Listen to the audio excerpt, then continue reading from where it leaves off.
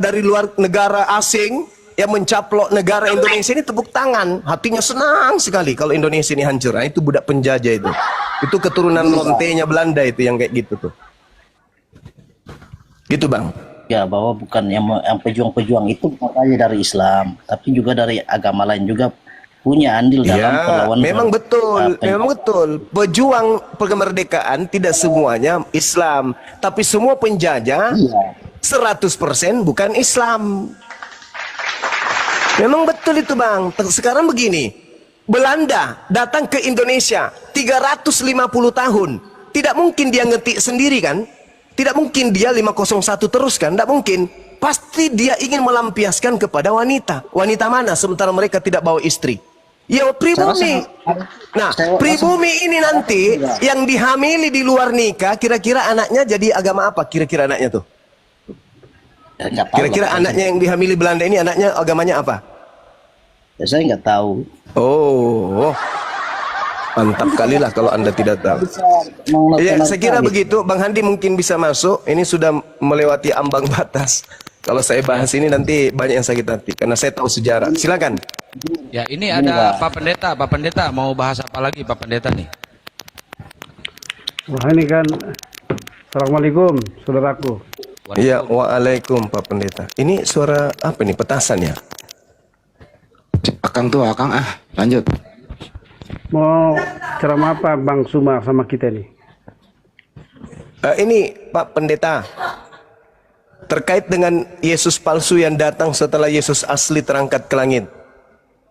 Apakah materi sekolah Anda sebagai pendeta itu sampai ke sana atau tidak sampai, atau sampai tapi pura-pura tidak tahu? Maksudnya Yesus yang asli, Yesus yang palsu yang mana? Yesus yang palsu yang memiliki banyak pengikut. Kalau yang asli kan cuma Bani Israel saja. Dari mana ayatnya itu ya? Matius 24, satu perikop. Intinya ada di poin-poin nomor 4, nomor 5. Matius 24 apa itu? Pendeta bertanya. Matius 24, nomor 4, nomor 5, saudara.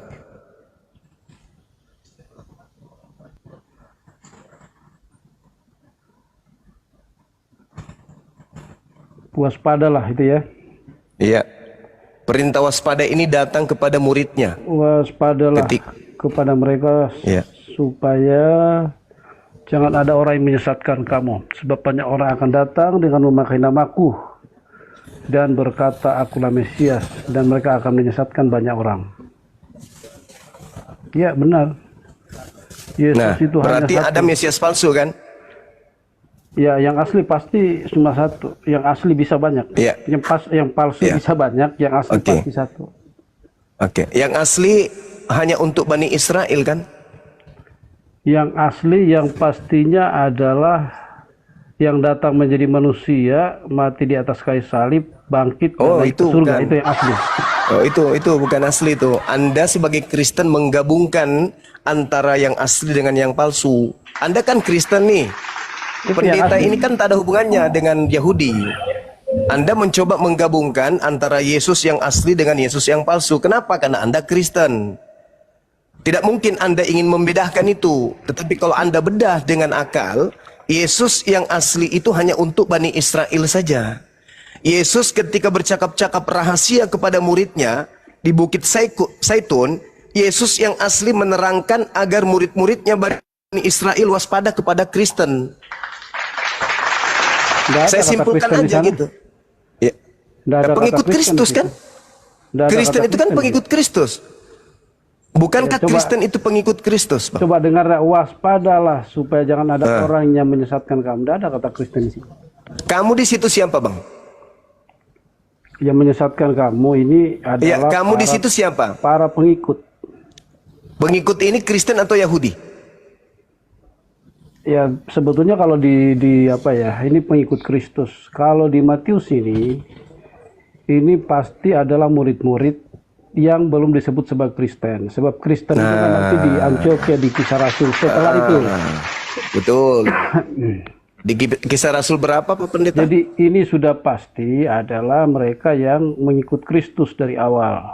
Mereka adalah orang-orang Yahudi, termasuk Ya, 12 orang murid dan juga ada pengikut-pengikut yang lain. iya. Nah, apakah murid-murid ini kemudian dari non-Yahudi atau Yahudi? Ada non-Yahudi, ada yang diaspora ya. Nggak Diaspora ada, itu Bang. orang diaspora itu adalah orang-orang Yahudi yang kemudian tersebar ke berbagai Itu nanti itu Paulus punya misi itu Paulus. Makanya di dalam Kisah Para Rasul dikatakan oleh Penatua bahwa Paulus ini adalah penyakit sampar yang telah menyesatkan orang-orang Yahudi yang hidup di dunia beradab, dan dia adalah tokoh dari agama Kristen. Kisah Para Rasul 24 nomor 5. Nah, yang pertama kali disebut Kristen itu adalah orang-orang yang hidup di tahun 50-an ke atas. Itu di Antioquia, di Turki. Tempat Paulus dan Barnabas mengajar. Saya bacakan Kisah Rasul 11 ayat 26. Iya, 1126, Kisah betul. Rasul 11:26. Setahun lamanya. Untuk mereka tinggal bersama-sama dengan jemaat itu 1 tahun lamanya sambil mengajar banyak orang. Di Antioquia lah murid-murid itu Pertama kali. untuk pertama kali disebut Kristen. Nah, itu di situ yang mengajar siapa? Yesus atau Paulus? Nah, kalau di sini ini sudah pasti sudah para rasul, ada Yohanes, ada Petrus. Tidak ada Yohanes di situ, Bang. Di Itu Kisah Barnabas Rasul aja.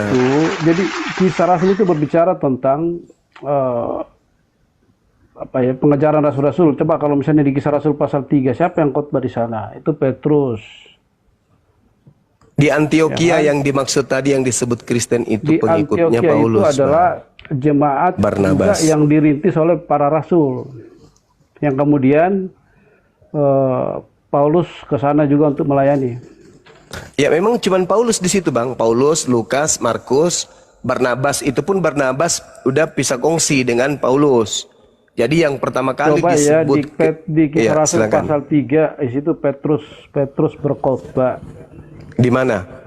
Kisah Rasul pasal 3 itu Petrus berkhotbah. Di mana berkhotbahnya dia?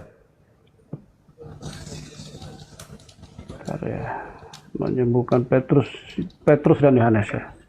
Kisah Rasul pasal 3, pada satu hari menjelang waktu sembahyang yaitu pukul 3 petang naiklah Petrus dan Yohanes. Jadi di Kisah Rasul ini yang pasti masih ada murid-murid Tuhan Yesus atau orang-orang satu yang menyaksikan langsung, itu juga masih berkhotbah di Kisah Rasul, dan mereka pun ini kemudian bertemu dengan Paulus dan Barnabas. Ya, selain surat Paulus, Bang, Galatia 2 yang menceritakan bahwasanya Petrus itu sampai ke Antioquia, ada nggak pengabaran lain yang mengatakan bahwa Petrus sampai ke Antioquia?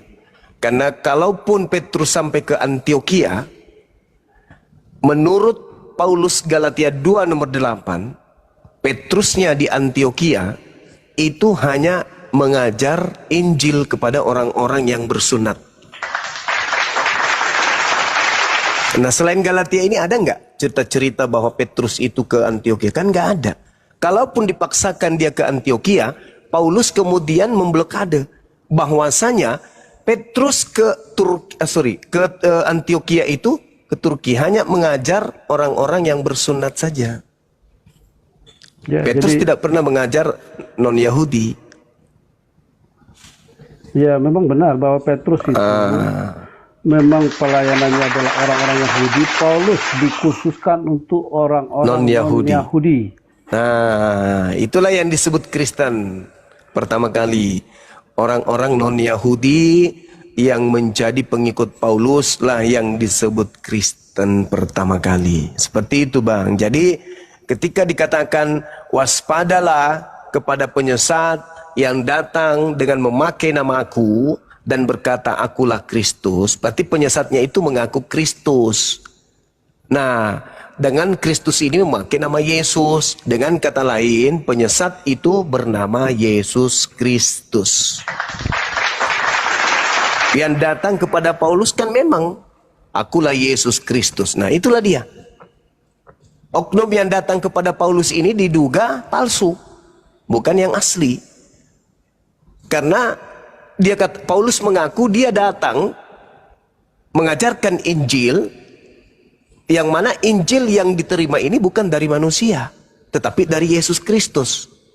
Sedangkan anak Maria pengajar Injil tengah-tengah Bani Israel, jelas itu adalah manusia.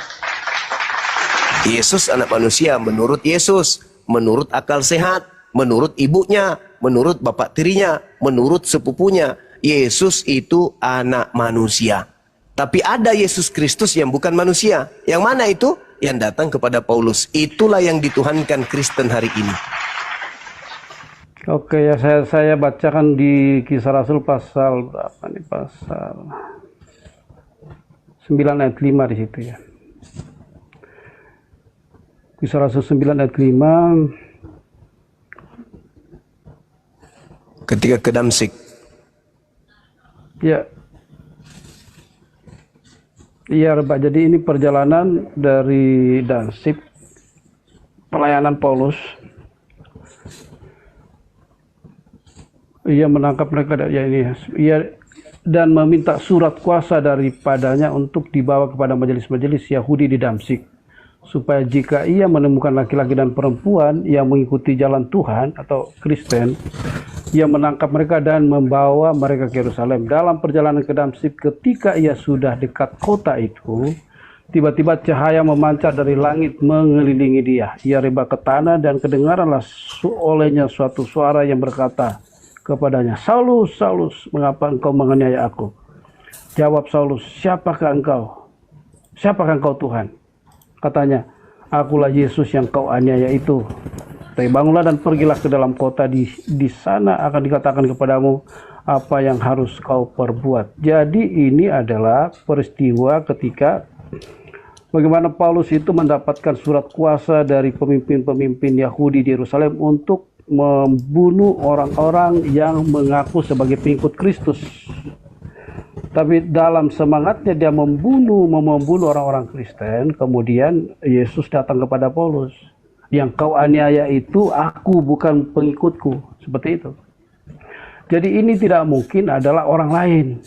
Karena yang senang dianiaya itu adalah para pengikut Kristus yang mendampingi dia, yang menyertai dia. Termasuk diantaranya ada 500 orang yang mengantar dia naik ke surga. Mereka-mereka inilah yang tersebar. Mereka-mereka inilah yang dianiaya. Dan dalam puncak penganiayaan ketika Paulus sudah berapi-api kemana-mana, datanglah Yesus. "Yang kau aniaya itu aku." Jadi ini tidak mungkin orang lain. Ini tidak mungkin tiba-tiba ada sosok pemimpin yang berotoritas yang kemudian datang membela. Kalau bukan Yesus yang telah mati, yang telah naik ke surga, yang disalibkan itu. Oke. Itu maksudnya. Baik. Coba kita konsentrasi di dalam Matius 24. Ketika Yesus duduk di Bukit Zaitun, murid-muridnya datang bercakap-cakap secara rahasia kepada Yesus. Muridnya bertanya, Matius berapa itu? Matius 24 nomor 3. Yesus kemudian ditanyai oleh murid, "Katakanlah kepada kami, apa tanda kedatanganmu?" Yesus menjawab, "Tanda kedatanganku yang pertama, seperti kilat yang menyambar dari timur sampai ke barat. Yang kedua, langit matahari tidak bercahaya. Matahari menjadi gelap, bintang tidak bercahaya. Kemudian bulan tidak bercahaya, bintang-bintang akan berjatuhan. Kuasa-kuasa langit akan berguncang. Aku akan tampil di tengah langit, di awan-awan. Seluruh manusia di bumi akan meratap, dan seluruh manusia di atas muka bumi akan melihat aku." Itu tanda-tanda ketika yang datang itu adalah aku. Jadi ketika ada yang berkata kepadamu, ada Yesus di padang gurun, ada Yesus dalam bilik, jangan kau percaya, itu bukan aku. Sebab kedatanganku nanti diiringi oleh tanda-tanda tersebut. Kalau aku yang datang, maka tanda-tanda itu menyertai. Apa itu? Matahari tidak bercahaya, alias gelap, bulan tidak bercahaya. Itu ditulis di mana? Di Matius 24 yang sama, di data nomor 27 sampai data nomor 30. Sekarang pertanyaannya, yang Anda katakan Yesus asli yang datang kepada Paulus. Ketika Yesus mengatakan di Matius 24 nomor 23-nya sampai nomor 26, jadi ketika ada orang berkata ada Yesus di sini, ada Yesus di sana, jangan kau ke sana, jangan kau percaya. Sebab Yesus palsu dan nabi-nabi palsu atau rasul-rasul palsu akan muncul dan akan melakukan banyak mukjizat. Sekiranya mungkin mereka akan menyesatkan orang-orang pilihan juga. Camkanlah, aku telah mengatakannya terlebih dahulu kepadamu. Jadi kalau ada yang berkata ada Yesus di padang gurun, ada Yesus di dalam bilik penjara atau bilik rahasia, jangan kau percaya. Sebab kedatanganku nanti, kalau aku yang datang, maka sama seperti kilat menyambar dari timur sampai ke barat. Demikianlah nanti tanda kedatanganku. Pertanyaan saya, apakah ketika ada oknum mengaku kepada Paulus sebagai Yesus, matahari menjadi gelap, bulan tidak bercahaya, bintang-bintang berjatuhan, kuasa-kuasa langit kemudian berguncang, apakah tanda-tanda itu ada, Pak Pendeta? Oke. Silakan. Jadi yang dinubuatkan di Matius pasal yang ke-24 yang Bang Suma baca, itu adalah kedatangan Yesus untuk seluruh manusia, bukan kedatangan Yesus untuk hanya Paulus. Bahkan kita semua akan melihat kalau kita masih hidup dia akan datang. Ini akan terjadi. Bumi akan bergoncang, bintang-bintang akan berjatuhan, itu akan terjadi. Tapi belum terjadi, itu akan terjadi pada saat nanti Yesus datang di akhir zaman. Yang pertemuan pernyataan Paulus dengan Yesus itu hanya pernyataan secara pribadi dalam rangka untuk memilih Paulus secara khusus untuk menjadi utusan bagi bangsa-bangsa di luar Yahudi. Dan apa buktinya? Bahwa apakah dia berhasil? Ya, sampai sekarang bukti adalah orang Romawi bisa bertobat percaya kepada Yesus, itu salah satunya adalah pelayanan Paulus.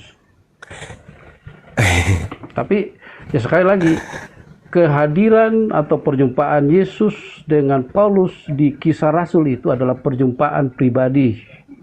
Dan yang dinubuatkan dalam Matius 24 ini adalah penubuatan umum di mana Yesus akan datang untuk kedua kalinya dan setelah itu kiamat. Justru perjumpaan pribadi, Pak Pendeta, Yesus minta muridnya waspada. Ya. Pada waktu itu jika ada orang berkata kepadamu, lihat ada Yesus di sini, baca nomor 23-nya. Ada Yesus di sana, jangan kau percaya. Jadi perjumpaan pribadi Paulus ini yang jangan dipercaya.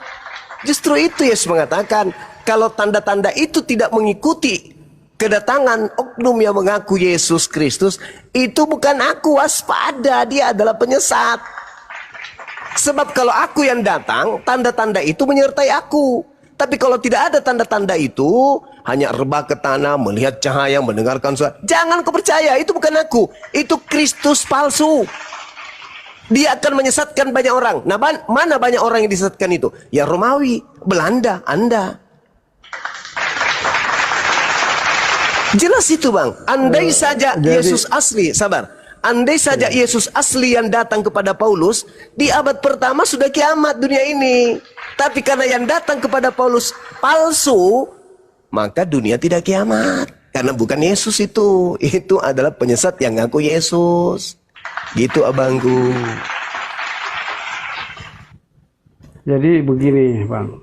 Iya, silakan. Kalau abang menghubungkan, memang kesannya seperti itu. Tapi kan dengan jelas di sini ada banyak Mesias. Mesias ada di sana, Mesias ada di situ. Tapi yang jelas waktu Paulus dijumpai oleh Yesus, ini hanya satu orang, tidak ada. Kemudian di Antioquia ada Mesias ngaku Mesias, kemudian ada di Alexandria ada Mesias, tidak ada. Cuma satu yang datang ke situ. Nah, ini maksudnya apa di sini? Mesias-Mesias palsu ini di akhir zaman itu akan banyak, bahkan terjadi mulai sekarang sudah banyak yang mengaku-ngaku Mesias kan.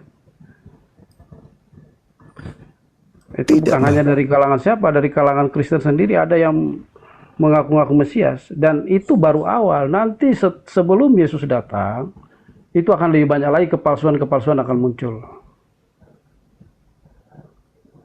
Dan Iya, itu jadi terjadi di penghujung akhir zaman nanti. Itu belum digenapi sekarang.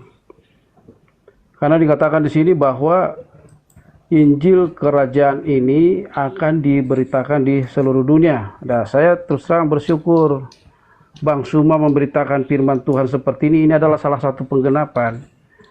Karena tidak mungkin orang di luar Kristen memberitakan firman dengan di mana kita hidup hari ini.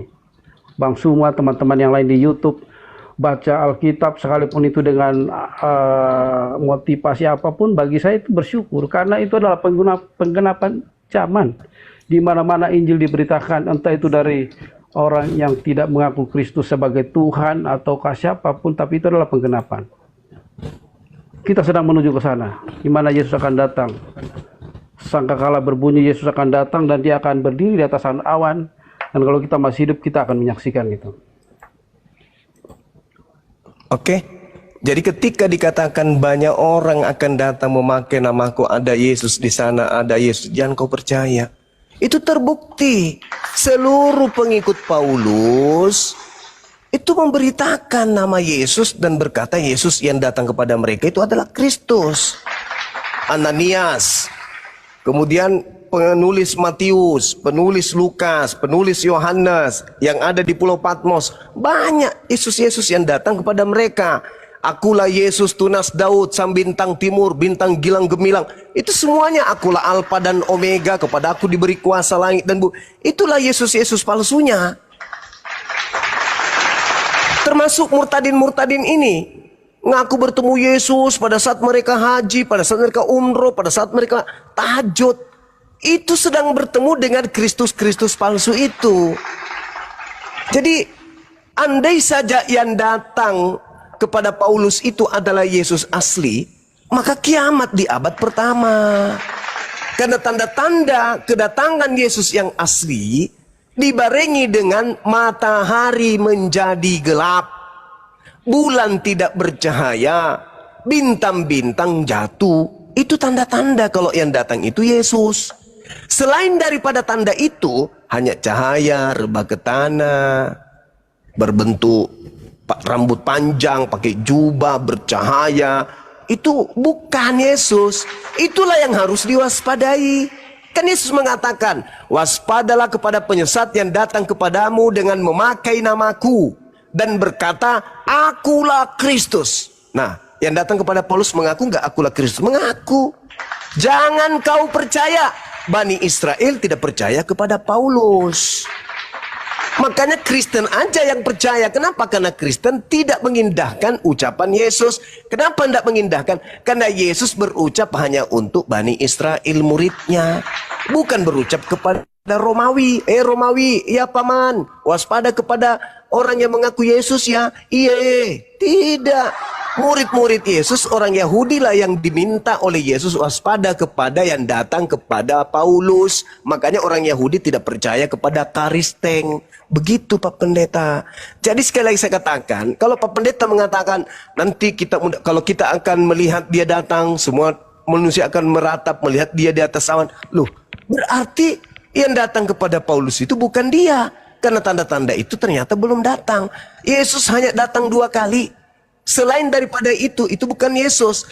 Kalau Yesus datang kedua kali dan kedatangan kedua kalinya itu belum datang, berarti kedatangan keberapa yang datang kepada Paulus in the gang? Itu kedatangan ketiga rupanya. Lebih dulu ketiga daripada kedua. Tidak, Pak Pendeta. Kesimpulannya, yang datang kepada Paulus itu bukanlah Yesus anak Maria.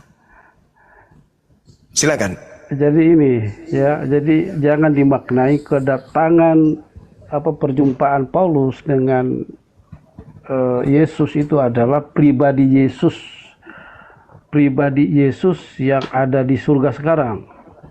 Tapi itu adalah penyertaan dalam roh ya. Jadi karena kita percaya Tritunggal, sehingga setiap Allah menyatakan diri hari ini kepada siapapun, maka itu pasti penampakannya dalam wujud atau gambar Yesus.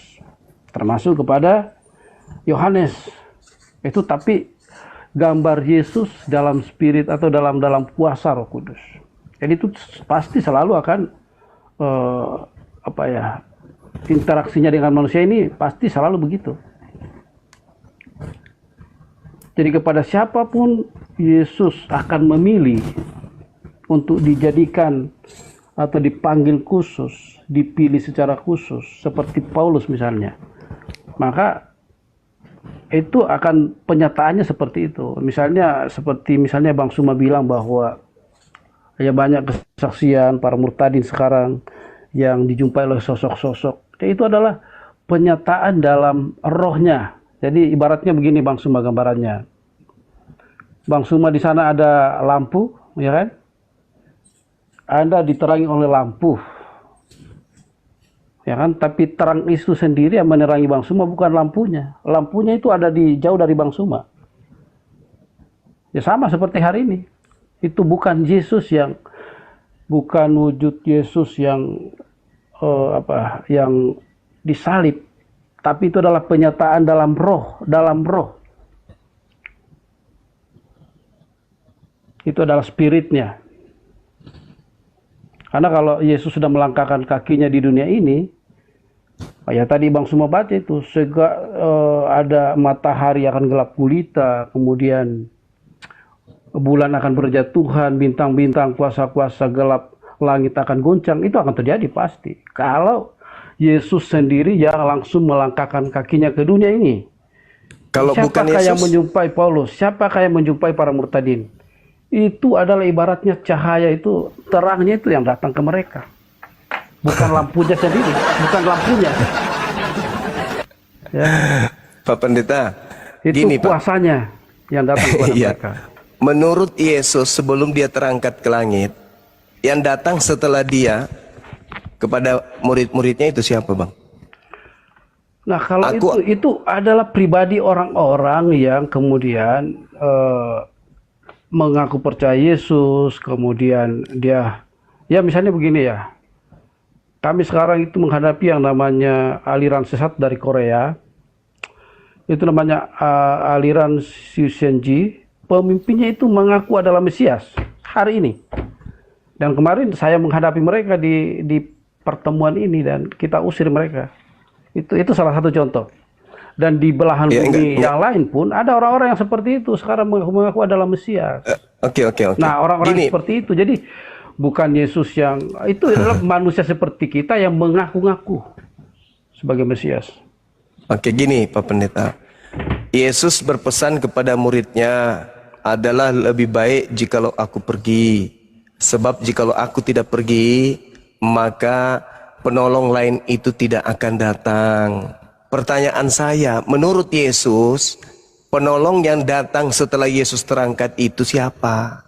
Yesus sendiri atau ada oknum lain? Oke, saya bacakannya siapa akan datang. Ya, Yohanes 16 nomor 7, nomor 8, nomor 9. Ya, itu di Yohanes sampai nomor 15. Teman-teman kan mungkin sudah baca di sana ya, tidak perlu saya bacakan. Adalah lebih baik jikalau aku pergi, sebab kalau aku tidak pergi, sang penghibur itu tidak akan datang. Siapa penghibur ini, Pak? Penghibur itu adalah pribadi Allah yang ketiga, itu roh hulula. Yang datang kepada Paulus siapa? Nah, itu adalah Roh Kudus. Tapi jadi Roh bukan Kudus, Yesus. Roh Kudus yang menyatakan diri. Ya, jadi tidak bisa dipisahkan itu. Jadi langsung kena di sini, kena dia nih. Roh Kudus menyatakan diri kepada Paulus, tapi dalam dalam aku harus pergi sebab kalau Yesus ya.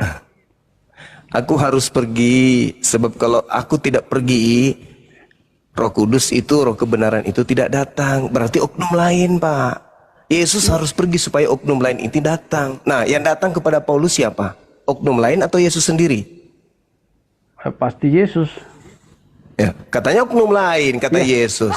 Itu jadi Yesus dan Roh Kudus itu tidak terpisah. Jadi di mana dalilnya, sekarang Pak? ini Di mana dalilnya? Roh Kudus berkarya. Tolong dalil, Pak.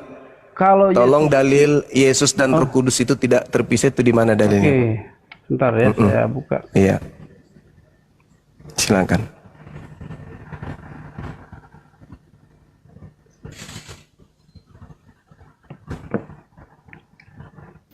Ya, sambil lihat layar teman-teman Ambil ya. sebentar ya.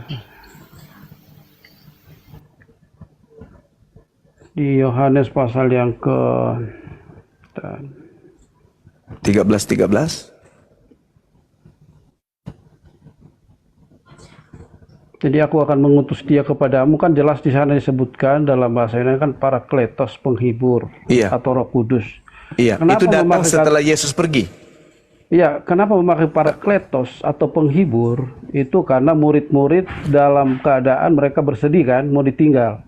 Jadi konteks yang paling nyambung dengan mereka adalah Roh Kudus itu akan menjadi menghibur mereka.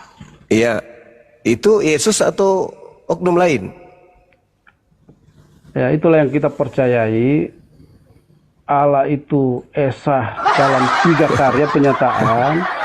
Jadi Yesus atau Roh Kudus yang hadir ke dunia ini hari ini adalah Roh yang diutus oleh Bapa, dan Roh yang diutus oleh Bapa itu tidak bisa terpisah dengan Yesus, karena siapa yang memuliakan Yesus? Dalilnya di mana, Pak? Kalau dia tidak terpisah dan bukan beda oknum, Yesus tidak mungkin berucap adalah benar jikalau aku pergi. Sebab kalau aku tidak pergi, penghibur itu tidak datang. Berarti aku dan penghibur itu beda. Makanya aku pergi, sebab kalau tidak pergi ya penghibur tidak datang. Makanya dalam Yohanes 14 nomor 16, aku akan minta kepada Bapa agar Bapa mengutus seorang penolong lain. Bukan Yesus lagi yang datang. Yang datang, kalau ada datang bernama Yesus, itu penyesat.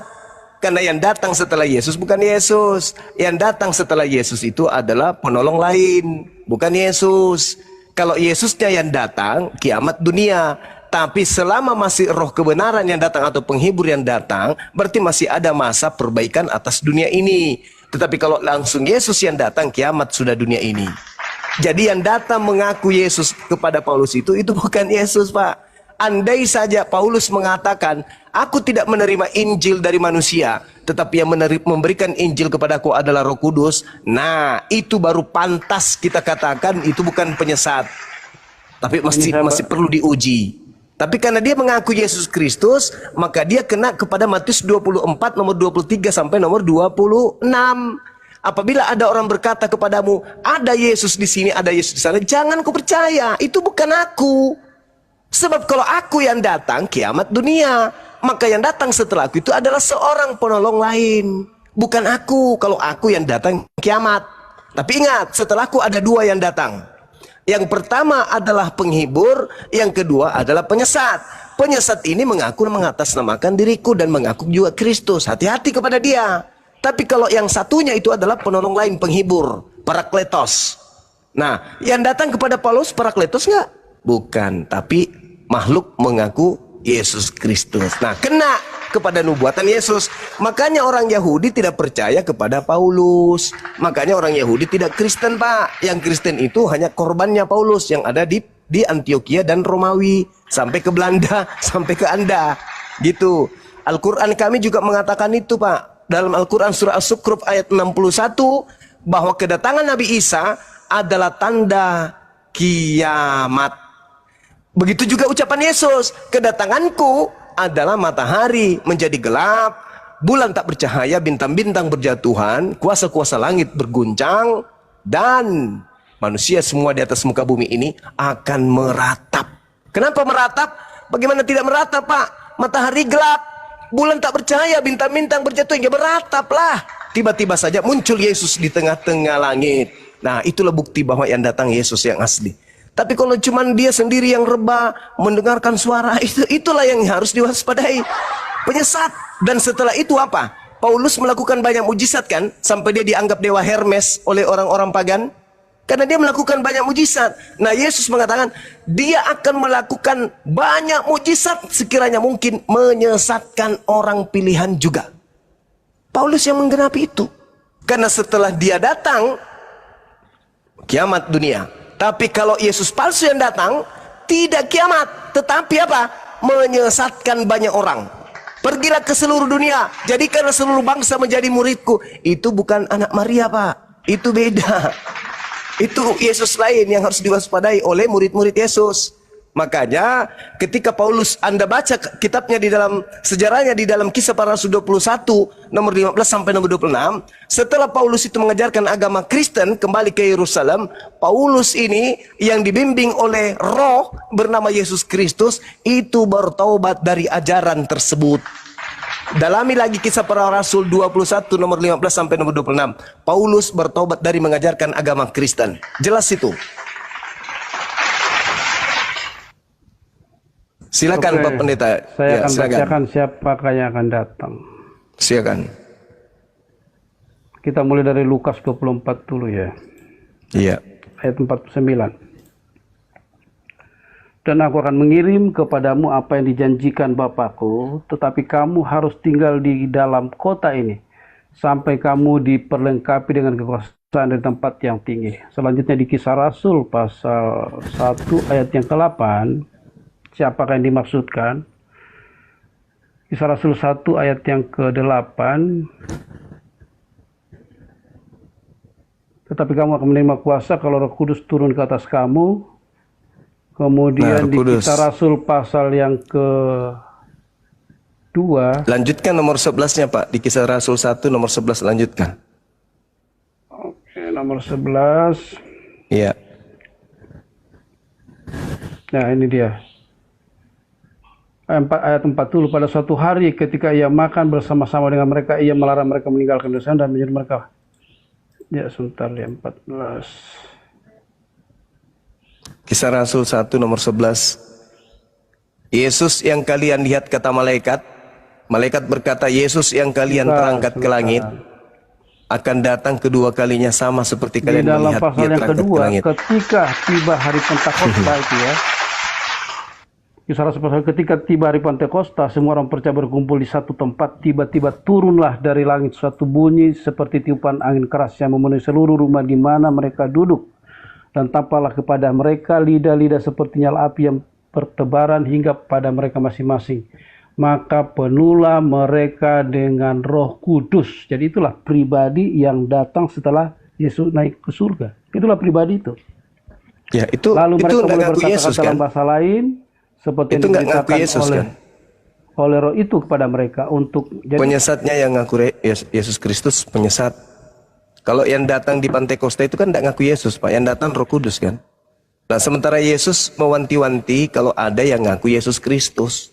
Itu yang terjadi di Paulus. Orang-orang yang kedatangan Roh Kudus di Pentakosta itu, kejadian itu di Kisah Para Rasul 3 yang Anda bacakan itu tidak pergi ke seluruh dunia untuk mengajarkan Yesus untuk disembah. Tidak. Paulus ini loh yang mengaku bertemu dengan Yesus. Sedangkan Yesusnya menasihati muridnya, adalah lebih baik jika aku pergi. Sebab kalau aku tidak pergi, penghibur itu tidak akan datang. Tetapi ketika aku pergi, maka penghibur itu akan datang. Berarti ketika aku pergi yang datang siapa? Bukan Yesus. Tapi ketika aku pergi ternyata yang datang apa? Yesus. Kepada siapa? Paulus. Nah, berkaitan dengan Yesus yang datang setelah dia terangkat tapi tidak diikuti tanda-tanda kiamat, kata Yesus, jangan kamu percaya. Sebab penyesat itu lihai. Bukti kelahiannya, kata Yesus dalam Matius 24 nomor 5, dia akan menyesatkan banyak orang. Berarti pengikut Kristus itu akan banyak. Nah, satu-satunya kandidat di atas muka bumi ini yang ditengarai diduga pengikut Kristus adalah Kristen. Mereka kurang lebih 2 miliar Pak. Karena memang Yesus mengatakan akan menyesatkan banyak orang. Ada nggak tanda-tanda itu datang ketika Yesus mengaku datang kepada Paulus? Tak ada. Berarti kata Yesus kepada muridnya, waspada. Kalau Bapak Pendeta tidak waspada, wajar. Kenapa? Karena Yesus hanya berpesan kepada Bani Israel, bukan kepada Kristen. Kristen ini muncul belakangan, yang kemudian justru menjadi pengikut Yesus yang datang kepada Paulus. Yang justru orang angkatan pertama waspada kepada Yesus Kristus yang datang kepada Paulus tersebut. Begitu Pak. Kalau kita mau jujur-jujuran terhadap data, maka ya jangan gengsi mengakui bahwa memang Yesus datang kedua kalinya diikuti dengan tanda-tanda tersebut. Dengan kata lain, Kalau tidak ada tanda itu, maka siapapun dia, mau Paulus ke, Petrus ke, Matius ke, kalau tidak ada tanda-tanda itu bukan Yesus. Bahkan Yesus mengatakan dalam Matius 24 nomor 24, Yesus palsunya akan menyesatkan orang-orang pilihan. Artinya Yesus palsu ini pun akan memperdayai murid-murid Yesus yang asli. Apalagi Kristen yang bukan pengikut Yesus pasti diobrak-abrik sama si palsu itu. Gitu kawan. Makanya Pak Pendeta, kalau kita melihat nih ya dari kacamata akal sehat, seperti Kristen perpuluhan itu kan hanya untuk suku Lewi. Kenapa kemudian dilakoni oleh Kristen? Ya karena Kristen ini dihantarkan oleh Yesus Kristus yang datang kepada Paulus tadi. Gitu loh. Kenapa Kristen kemudian berbeda ajarannya dengan Yesus anak Maria? Ya itu tadi, karena yang mengajarkan Kristen ini bukan Yesus anak Maria, tetapi Yesus lain. Kenapa mereka percaya diri? Mengatakan mereka anak-anak Tuhan. Ya itu tadi, karena yang datang kepada Paulus itu adalah penguasa alam gelap, penguasa bumi, penguasa alam maut yang datang kepada Paulus itu. Makanya Yesus mengatakan di dalam Yohanes 14 nomor 30, apa kata Yesus kemudian di sana? Di data nomor 14-nya. Tidak lama lagi aku berkata-kata kepadamu, sebab penguasa dunia telah datang. Dan sedikit pun dia tidak berkuasa atas diriku. Begitu juga di dalam Yohanes 12 nomor 31. Apa dikatakan? Dunia ini akan segera dihakimi. Disebabkan karena penguasa dunia akan dilemparkan keluar. Keluar dari mana? Keluar dari kubur. Itulah yang bangkit pada hari ketiga yang Anda bacakan tadi Lukas 24. Tapi kalau Anda melihat di dalam Lukas 24, Anda mundur ke data nomor 37-nya, murid-murid Yesus kaget karena mengira melihat setan. Saking oknum yang muncul ini, saking tidak ingin dikatakan setan oleh muridnya Yesus, adakah di antara kalian yang punya makanan? Nah, dikasih ikan goreng dan sedikit madu, supaya murid-muridnya percaya bahwa itu adalah Yesus. Padahal nonsen, itu bukan Yesus, Pak. Kedatangan Yesus itu ditandai dengan tanda-tanda langit, jatuh bintangnya, perjatuhan hancurkan dunia ini. Selama itu tidak terjadi, mau 1 miliar pun oknum mengaku berupa cahaya, berupa suara, berupa tokek, berupa apapun itu, kalau tidak ada tanda-tanda itu, hanya mengaku akulah Yesus, akulah Yesus. Jangan percaya, Pak. Itu kata Yesus. Simple sebenarnya. Cuman kan, ya silakan. Saya jawab ya. Jadi silakan. Apa yang teman-teman perspektifkan bahwa kehadiran Yesus yang sejak Roh Kudus tercurah di Yerusalem ketika para murid berkumpul, sejak saat itulah maka Yesus menyatakan diri dalam pribadi yang ketiga, yaitu dalam roh, sehingga justru itu meneguhkan siapapun yang coba mengaku-ngaku bahwa dia adalah Yesus, itu tidak mungkin kalau tidak disertai dengan Roh Kudus. Jadi kalau misalnya ada oknum-oknum siapapun yang mengaku bahwa dia adalah Mesias, itu sudah pasti palsu kalau tidak disertai dengan kuasa Rohulullah atau Roh Kudus. Nah, tapi pribadi Yesus yang menyatakan diri kepada Paulus, dan juga ada banyak orang-orang yang kemudian teman-teman katakan bahwa mereka adalah para murtadin, itu adalah penyataan Yesus dalam kuasa Roh Kudus. Jadi bukan Yesus yang pribadi Yesus itu, bukan, tapi kuasanya. Yang tadi saya bilang, seperti kita diterangi lampu hari ini, bukan lampunya yang terangnya yang menerangi kita, lampunya sendiri ada di atas sana. Seperti itu, Bang. Ya, kan Yesus mengatakan kalau ada yang berkata ada Yesus di sini, jangan kau percaya. Nah, sekarang seorang murtadin ditanya, kenapa kamu murtad? Karena pada saat aku di rumah lagi sholat tahajud, aku bertemu dengan sosok yang mengaku Yesus, bercahaya, pakai jubah putih, rambutnya panjang, matanya mengkilap dan seterusnya. Lah, itu kan sama halnya dia berkata, ada Yesus di sini, ada Yesus di rumahku. Nah, nasihat Yesus jangan kau percaya. Begitu juga ketika Paulus mengatakan, dia rebah ke tanah lalu terdengar suara dari langit. Kan sama halnya dia mengatakan, aku bertemu dengan Yesus dalam rupa cahaya. Aku bertemu Yesus dalam rupa suara. Apa kata Yesus? Jangan kau percaya. Itu bukan aku. Sebab kedatanganku tanda-tandanya bla bla bla bla bla. Kalau itu tidak ada, itu semua bukan aku. Itulah penyesat yang harus kamu waspadai. Dan penyesat yang datang itu adalah sangat sakti. Kenapa dia sakti? Karena dia mampu menyesatkan banyak orang. Bahkan bukan hanya banyak orang, bahkan orang-orang pilihan pun disesatkan oleh oknum tersebut. Jadi Yesus mengatakan, tanda-tanda kedatanganku, matahari menjadi gelap. Paulus ada enggak tanda-tanda itu? Kepada murtadin ada enggak tanda-tanda itu? Tidak ada. Nah sekarang alasan Pak Pendeta, memang bukan Yesus yang datang. Ya sudah, berarti bukan Yesus. Oh, dia hanya berupa cahaya. Iblis pun datang dalam rupa cahaya. Di dalam Lukas, Yesus berkata, Lukas 10 nomor 18, aku melihat iblis jatuh dari langit dalam rupa cahaya. Bahkan di dalam 1 Yohanes 4 nomor 1, apa kata kitab saudara?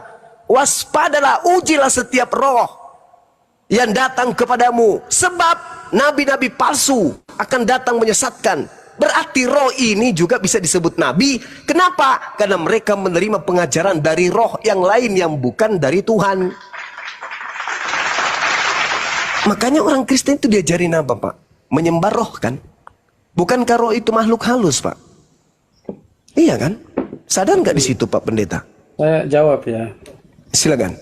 Saya sepakat bahwa Yesus, pribadi Yesus, yang adalah pribadi Tritunggal itu belum datang. Yang datang itu adalah rohnya. Mantap ya. Nah, dan kenapa dia selalu bahwa rohnya itu pasti datang dalam menyerupai Yesus? Justru supaya tidak ada pemalsuan, karena di dunia ini kan ada banyak roh. Bisa roh dari pohon beringin, roh dari kuburan, roh dari ada banyak roh-roh. Kita ini dikelilingi oleh berbagai macam roh. Saya keluar rumah saya ini, di depan pohon itu katanya ada roh. Itulah yang membedakan.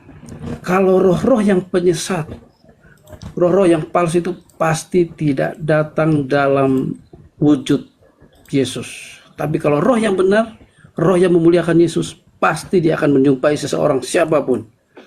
Dan itulah yang dilihat oleh Paulus. Dan juga ada banyak orang yang melihat itu. Dan apa bukti bahwa itu bukan Yesus yang palsu? Semua orang yang melihat itu tidak pernah memuliakan Yesus yang lain, tapi mereka selalu memuliakan Yesus yang dari Nazaret, yang mati di atas kayu salib, kemudian naik ke surga dan ada di surga sekarang. Tidak pernah mereka memuji Yesus yang lain, pasti hanya satu. Jadi gini, Pak, Yesus berkata di dalam Matius 12, angkatan jahat ini minta satu tanda. Angkatan jahat loh, Pak, yang disebut. Dan tidak akan diberikan satu tanda apapun kecuali anak manusia akan keluar dari kubur pada hari ketiga. Itu untuk tanda untuk siapa itu? Itu tanda untuk angkatan jahat. Jadi kalau Anda memuliakan penyaliban, bangkit pada hari ketiga, Anda angkatan jahat. Itu satu. Yang kedua, coba Anda baca di dalam data selanjutnya di Matius 12 itu. Ada orang bertobat dari kaum Farisi, ahli Taurat. Bertobat dia dari membunuh. Lalu kemudian bersih, iblisnya keluar ketika dia bertobat. Tapi iblis yang keluar ini kembali kepada oknum yang bertobat ini. Bahkan bukan hanya kembali sendiri, dia mengajak 7 roh yang jauh lebih jahat dari dirinya untuk masuk kepada oknum Farisi yang bertobat tadi. Dan setelah 8 setan masuk ke dalam dirinya, dia lebih jahat daripada hanya sekedar membunuh jasad. Pada saat 8 roh masuk ke dalam dirinya, kejahatannya itu bukan hanya membunuh jasad saja, tapi membunuh akal sehat. Kalau ada orang membunuh jasad itu tidak seberapa, Pak.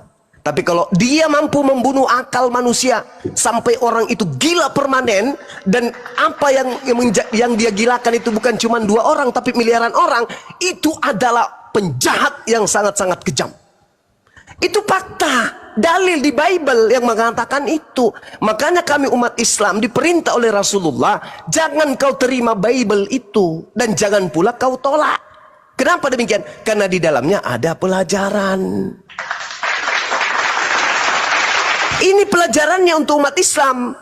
Kami belajar tentang Bible dan uraian-uraian Al-Quran itu jelas tentang sikap, perbuatan, ciri khas, tipikal, karakter orang-orang yang disesatkan kemudian yang menganggap bahwa Nabi Isa alaihissalam itu mati menebus dosa-dosa manusia, yang menganggap bahwa Nabi Isa itu disalibkan dan seterusnya. Padahal Yesus sendiri di dalam Bible milik orang Kristen dikatakan angkatan jahat ini minta satu tanda dan tidak akan diberikan satu tanda apapun selain tanda Yunus, sebab Yunus 3 hari 3 malam dalam perut ikan, demikian juga anak manusia 3 hari 3 malam dalam perut bumi. Artinya pada hari ketiga Yunus keluar dari perut bumi, perut ikan. Artinya manusia yang dikuburkan keluar dari goa pada hari ketiga. Itu tanda siapa? Itu tanda untuk angkatan jahat. Anda menggaungkan kebangkitan, Anda angkatan jahat. Anda menggaungkan Paulus bertobat. Justru pertobatannya Paulus dari membunuh murid Yesus, setelahnya dia bukan lagi bertobat, dia kerasukan 8 setan. Saya tidak mengada-ngada, Pak. Saya membaca Bible. Saya ini meskipun saya tidak sekolah pendeta, saya bukan lulusan STT, tetapi kalau berbicara mengenai Bible, saya tidak ada tendensi uang. Saya tidak ada tendensi dogma dan doktrin. Saya bebas menggunakan akal sehat saya yang diberikan Tuhan saya kepada saya untuk membaca, menilai, dan melihat apa yang ada di dalam Bible Bapak itu sendiri. Coba Anda lihat di dalam Matius 12 nomor 43. Setelah diterangkan mengenai angkatan jahat. Angkatan jahat ini kemudian apabila roh jahat keluar dari dirinya, maka roh jahatnya itu roh jahatnya ini kemudian mengembara di padang tandus. Nah, kemudian roh jahat ini tidak menemukan tempat, maka roh jahat kembali kepada orang yang bertaubat tadi, lalu kemudian memanggil roh jahat yang lainnya masuk ke tempat yang bertaubat tadi. Apa kata Yesus? Demikian juga akan berlaku atas angkatan jahat ini. Dari mana kemudian Kristus mendapatkan penebusan dosa dengan menggunakan manusia sebagai tumbal di atas salib? Dari mana? Dari Paulus. Siapa yang membisikkan Paulus? Ia makhluk roh halus tadi yang ngaku Yesus itu. Yesus ada nggak mengajarkan nebus dosa pakai manusia? Nggak ada. Baca Matius 8 nomor 4. Yesus berkata kepada muridnya, pergilah engkau, perlihatkanlah dirimu kepada imam. Persembahkanlah persembahan yang diperintahkan oleh Nabi Musa alaihissalam kepadamu. Apa yang diperintahkan oleh Nabi Musa? Korban hewan. Imamat 1 nomor 2. Katakan kepada orang Israel, apabila mereka hendak mempersembahkan kurban persembahan penebusan dosa kepada Elohim, kepada Tuhan, hendaklah mereka mempersembahkan hewan ternak, domba, kambing, sapi, lembu. Tak ada manusia, Pak. Tak ada manusia menebus dosa. Hanya makhluk ngaku Yesus yang datang kepada Paulus yang kemudian mengajarkan penebusan dosa menggunakan darah manusia. Padahal di dalam Imamat 11 nomor 20, 18 nomor 21, Tuhan sendiri mengatakan, jangan engkau mempersembahkan anak manusia kepada dewa Molok. Keluaran 23 nomor 8, nomor 7 nomor 8. Jangan kau mempersembahkan orang benar. Jangan kau korbankan, jangan kau membunuh orang yang benar. Jangan kau menzalimi orang yang benar. Sebab aku Tuhan tidak akan membenarkan orang-orang yang bersalah. Amsal 6 nomor 16. 6 perkara yang dibenci oleh Tuhan. Bahkan 7 kekejian di dalam hatinya. Di antaranya adalah membunuh orang yang tidak bersalah. Jadi pembunuhan terhadap Yesus adalah kekejian bagi Tuhan. Itu adalah sesuatu perbuatan yang dikutuk oleh Tuhan. Bukan malah nebus dosa, Pak. Tetapi oleh setan, pembunuhan terhadap Yesus diputar. Itu adalah untuk nebus dosa manusia. Dari mana? Yesus ditanya di dalam Matius 19, Guru, bagaimana caranya supaya saya bisa masuk surga? Apa kata Yesus? Jangan kau membunuh. Boleh enggak membunuh Yesus? Tidak boleh. Apa akibatnya kalau membunuh Yesus? Dosa besar. Apa akibatnya? Neraka. Berarti membunuh Yesus, menyalibkan Yesus, upahnya neraka, bukan nebus dosa. Tapi dibalik oleh Yesus yang datang kepada Paulus. Paulus, akulah Tuhan Paulus. Aku datang nebus dosa Paulus, keluar dari kubur Paulus. Padahal yang keluar dari kubur itu sudah bukan Yesus. Itu bukan Yesus, Pak, yang keluar dari kubur. Itu angkatan jahat yang menerima tanda itu simbol. Apa bukti? apakah murid Yesus yang ke-11 ini selain Yudas percaya kebangkitan pada hari ketiga? Tidak. Mana dalilnya? Baca Lukas 24 nomor 9 sampai nomor 12. Satu perikop Anda baca. Tidak ada murid malah mengatakan itu bohong, itu cerita kosong, itu omong kosong, itu hurapat, itu angan-angan, itu cerita dongeng menurut murid Yesus. Gurumu sudah nggak ada di kubur loh. Nggak mungkin, itu bohong, itu omong kosong. Kenapa mereka seperti itu? Karena tidak menerima tanda-tanda angkatan jahat. Yang percaya kebangkitan itu hanya angkatan jahat. Kristen ini apakah dari Bani Israel? Bukan. Kristen ini berasal dari Antioquia, menyebar sampai Roma, Yunani, sampai ke Belanda, bukan Bani Israel. Mereka ikut siapa? Ikut murid-murid Yesus yang tidak percaya kebangkitan pada hari ketiga? Atau mereka ikut kepada yang mengajarkan kebangkitan pada hari ketiga? Jawabannya, Kristen ikut kepada yang percaya pada kebangkitan hari ketiga. Padahal kebangkitan hari ketiga itu adalah tanda untuk angkatan jahat. Coba. Oke, Coba Anda renungkan itu. Silakan. Saya luruskan dulu. Lukas 11, siapa itu angkatan jahat? Kalau Lukas 11 ayat ke-28, angkatan jahat ini orang-orangnya. Ketika orang banyak itu mengerumuninya. Orang banyak ini siapa? Mereka adalah orang-orang Yahudi yang selama itu berseberangan dengan Yesus, dan bahkan sampai hari ini pun mereka belum terima bahwa dia adalah Mesias. Itu sebabnya ketika orang-orang banyak ini berkumpul, Yesus berkata, angkatan ini. Angkatan itu siapa? Orang-orang Yahudi yang selama itu selalu berseberangan dengan Yesus. Dan Yesus berkata bahwa aku tidak akan melakukan apa-apa pun selain daripada tanda Nabi Yunus. Dan itu maksudnya dirinya sendiri. Sebagaimana Yunus dalam perut ikan, demikian juga Yesus hanya 3 hari 3 malam dikubur, kemudian dia bangkit. Artinya apa? Bahwa orang Yahudi bahkan tergenapi sampai hari ini. Yesus bangkitnya di sana, Yesus mujizatnya di sana, tapi itu hanya sebatas tanda bagi orang Yahudi, digenapi sampai hari ini. Jadi itu angkatan jahat itu bukan siapa-siapa, tapi orang-orang Yahudi. Yang lainnya bahwa tentang penebusan, justru itu kenapa kita orang Kristen kemudian masih memakai kitab Taurat? Karena penebusan Kristus itu tidak terlepas daripada spiritual atau penyembahan yang dilakukan oleh ritual agama yang dilakukan oleh orang-orang Yahudi. Kenapa? Yesus ini kan datang sebagai orang Yahudi, sehingga apapun yang menyangkut tentang Yesus ketika ada di dunia ini, secara spiritualnya itu harus menggenapi dan sama dengan orang-orang Yahudi. Apa yang digenapi oleh Yesus hukum Taurat? Bahwa penyembahan-penyembahan, korban-korban bakaran, kemudian pencurahan darah itu tidak ada lagi. Tapi bagi orang Yahudi kan mereka tidak terima. Sampai hari ini pun mereka masih, korban-korban itu masih berlangsung. Padahal Yesus bilang, aku sudah datang menggenapi. Kalian tidak perlu ada lagi korban darah. Tidak perlu lagi ada sembelihan. Sebab aku sudah datang menggenapinya. Darahkulah yang menjadi tebusan. Karena tidak mungkin darah binatang itu bisa menghapuskan dosa seluruh umat manusia. Kecuali darah anak domba Allah. Itu sebabnya kenapa Yesus digelar sebagai anak domba Allah.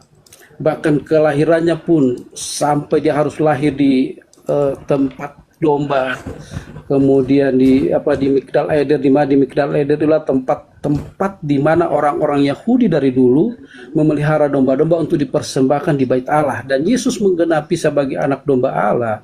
Dia lahir di Migdal Eder itu untuk menjadi korban sebagai anak domba Allah yang menggantikan dan menghapus dosa dunia.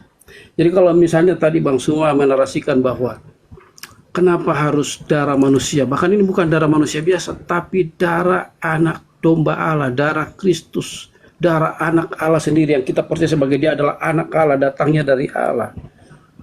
Karena itulah yang bisa menghapuskan dosa manusia, itulah yang sempurna bisa menghapuskan dosa, termasuk dosa Bang Suma. Kalau saudara Bang Suma percaya, dan semua yang ada di sini, termasuk kita semua.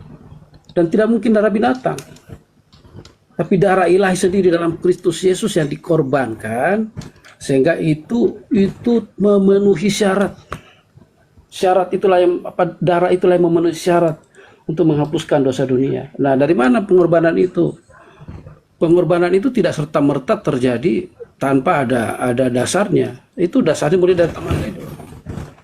Bagaimana ketika Adam dan Hawa jatuh ke dalam dosa dan kemudian untuk menutupi ketelanjangan mereka, kemudian Allah sendiri memotong binatang untuk memakaikan kulit domba kepada Adam dan Hawa, dan itu adalah gambaran, itu adalah proto-evangelium, gambar prototipe penebusan yang kemudian digenapi oleh Yesus. Oke, silakan. Oke, iya baik. Jadi gini Pak, saya bacakan satu data ya. 2 Tawarik 7:14. Dan umatku yang atasnya namaku disebut merendahkan diri, berdoa dan mencari wajahku, lalu berbalik dari jalan-jalannya yang jahat, maka aku akan mendengarkan mereka dari surga dan mengampuni dosa mereka dari surga. Lalu buat apa dia turun? Ini akal-akalan Yesus Kristus yang datang kepada Paulus. Kemudian Anda baca Yeremia 31 Pak. Endingnya di antara 31 sampai nomor 34. Aku akan mengadakan perjanjian baru kepada Bani Israel, yaitu aku akan memasukkan hukum Taurat ke dalam batin setiap Bani Israel dan Bani Yehuda. Nomor 34-nya, dengarkan. Dan tidak usah lagi orang mengajar sesamanya atau mengajar saudaranya dengan mengatakan, kenallah Tuhan, sebab mereka semua besar kecil akan mengenal aku. Demikianlah firman Tuhan, sebab aku Tuhan akan mengampuni kesalahan mereka dan tidak lagi mengingat-ingat dosa mereka. Lalu buat apa turun Pak jadi bayi mati digantung? Ini ajaran dari Yesus Kristus yang dibisikkan kepada Paulus. Orang Yahudi tamat tentang penebusan dosa itu Pak. Itu karangan-karangan yang muncul belakangan. Adam mewariskan dosa, mana dalilnya Pak? Adam mewariskan dosa. Itu hanya karangan Yesus Kristus palsu kepada Paulus dalam Roma 5 nomor 12. Gak ada itu Pak, dosa-dosa diwariskan gak ada. Yang ada bohong yang diwariskan. Jadi bukan dosa waris tapi bohong waris. Kalian hanya mewariskan kebohongan kepada keturunan kalian Pak. Tidak ada itu, coba tunjukkan datanya. Di mana ada mewariskan dosa kepada manusia? Ada nggak dalilnya? Tidak ada Pak. Satu dalil pun tak ada. Selain karangan Roma, karangan Paulus. Setelah menerima bisikan dari makhluk yang ngaku Yesus Kristus. Supaya apa? Supaya orang... Ya silakan Anda tunjukkan. Saya jawab dulu ya. Silakan. Teman-teman sambil lihat layar tembusin sampai 1 M ya biar komalnya kuat. Saya jawab dulu tentang Yehezkel itu ya. Nubuatan Yehezkel. Kemudian di dalam 2 Tawarik tadi 7 ayat 14, dan umatku yang atasnya namaku disebut merendahkan diri. Nah, itu kan adalah ritual-ritual yang dilakukan oleh orang Yahudi. Bagaimana mereka kemudian beribadah kepada Allah dan Tuhan hadir. Mulai dari mereka keluar dari tanah Mesir, kemudian menyertai sampai ke tanah Kanaan, itu adalah kehadiran Allah. Tapi bangsa Israel ini tegar tengkuk. Nah, karena itu sebetulnya justru kita bersyukur di luar bangsa Israel. Seandainya bangsa Israel itu benar-benar menjadi orang-orang yang taat berserah penuh, maka mereka lah akan jadi bangsa pilihan.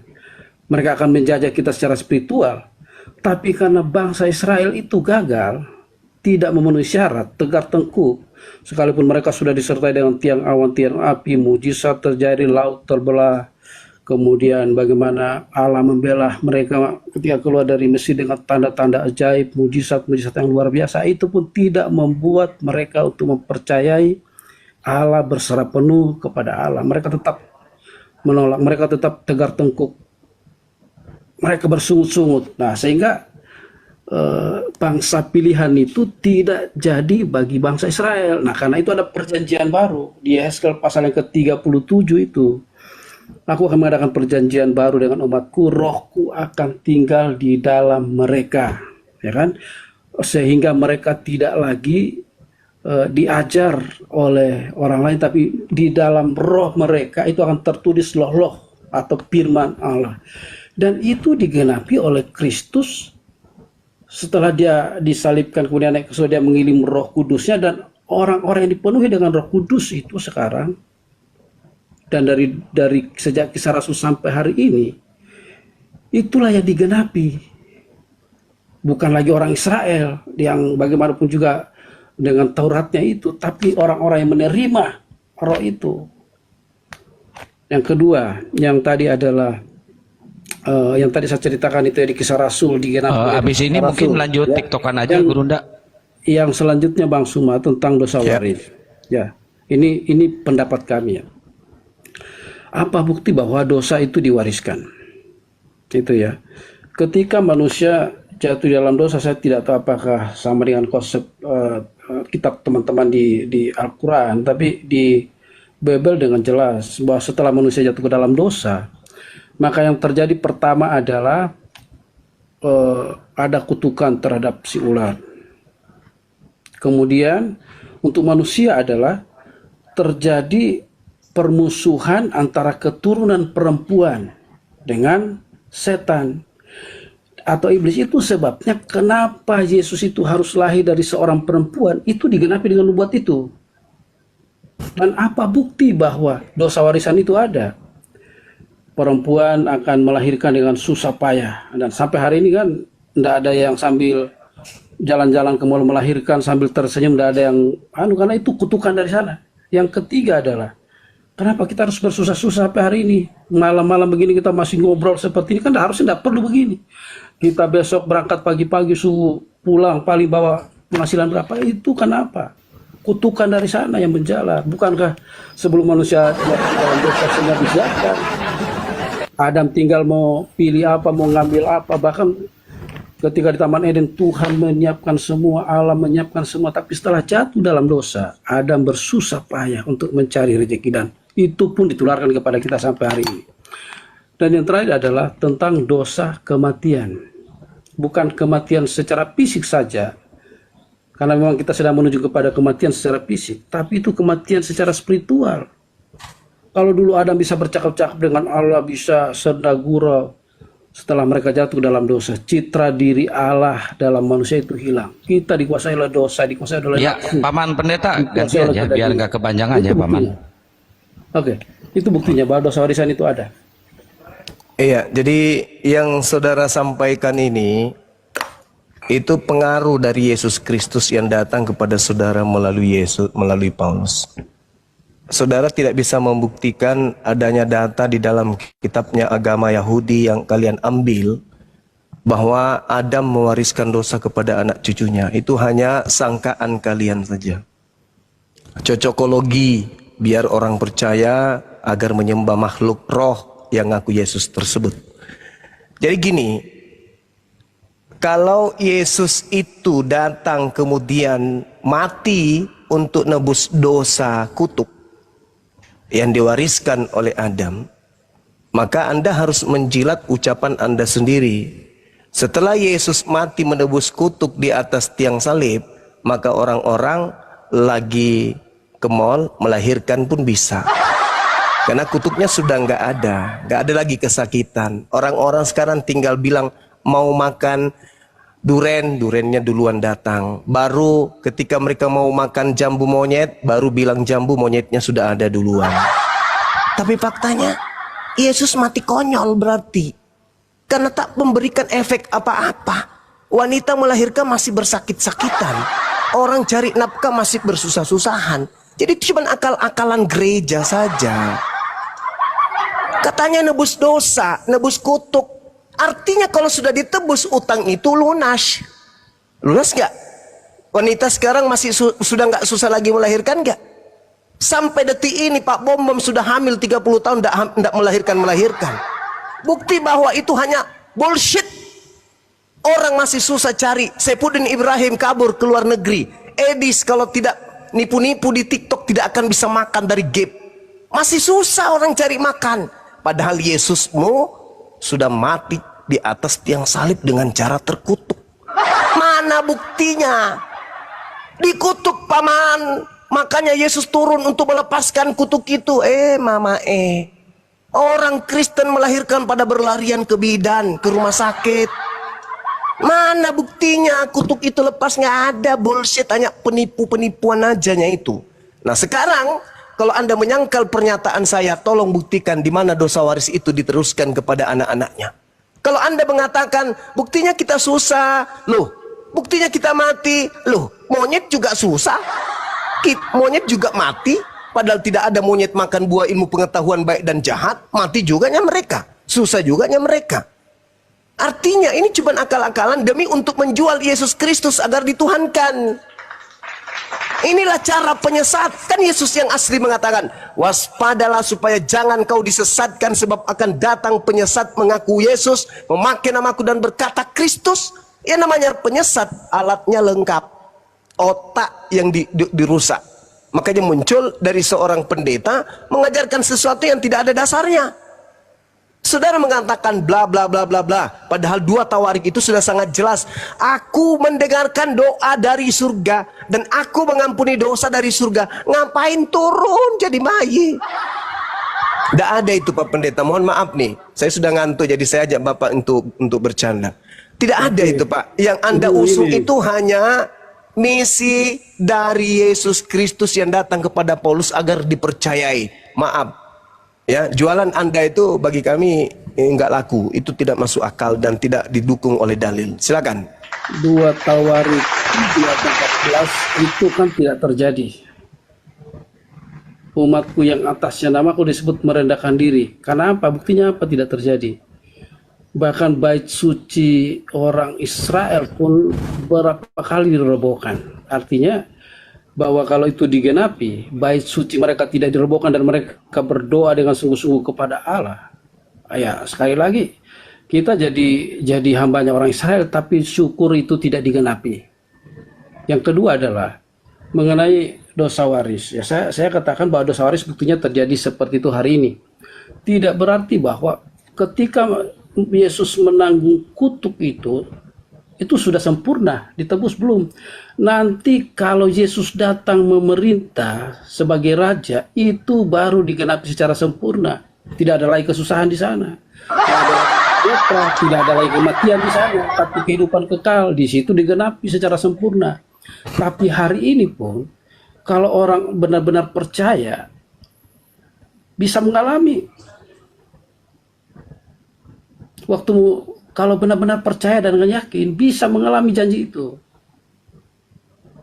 Artinya dia bisa dapat rezeki gampang, diberkati dengan luar biasa, bahkan tidak dikuasai lagi dosa, bisa lepas dari dosa, lepas dari sakit penyakit, belenggu-belenggu sakit penyakit. Itu bisa terjadi hari ini, tapi itu baru receh-recehnya, belum sempurna, belum utuh, karena kita masih dalam tubuh yang berdosa. Nanti setelah kita tubuh yang berdosa ini digantikan dengan tubuh kemuliaan, baru di situ digenapi secara sempurna apa yang dijanjikan oleh Yesus di atas kayu salib, pengorbanannya di atas kayu salib. Itu Bang Suma. Saya pikir kita sudah ngantuk semua. Saya juga mau istirahat Bang Suma. Terima kasih untuk silakan Pak Pendeta. Terima kasih juga. Selamat lanjutkan puasa. Tinggal beberapa hari. Kami doakan supaya teman-teman bisa mendapatkan hidayah khusus selama bulan Ramadan, sehingga kita menjadi orang-orang yang lahir secara masuk ke dalam kefitraan, kembali kepada asal kita, menjadi manusia-manusia yang membawa damai, membawa sukacita, damai sejahtera di mana pun kita berada. Terima kasih Bang Suma. Makasih Pak Pendeta Metanoia. Siap. Pak Pendeta Saturun. Ya. Kesimpulannya nggak ada. Yang datang kepada Paulus itu Yesus atau bukan? Kesimpulannya nggak ada loh Pak Pendeta. Ya, sekali lagi itu adalah Yesus dalam rohnya, ya, dalam rohnya, bukan pribadinya, tapi Yesus dalam roh. Itu rohnya ya. Yesus kan pribadinya Yesus juga, Pak. Ya, terima kasih. Beda, mesti kita masuk ke dalam konsep Tritunggal, tapi terlalu panjang lagi lah, kita sudah ngantuk. Terima kasih. Oh iya. Pusing bagaimana. Gagal 20 juta. Padahal saya berharap saudara pendeta ini yang bisa memenangkan 20 juta. Ternyata lah harus masuk ke Tritunggal dulu. Yang datang Assalamualaikum kepada Gurunda semuanya. Waalaikumsalam warahmatullahi wabarakatuh. Kandoti, Kandita. Kang Dot.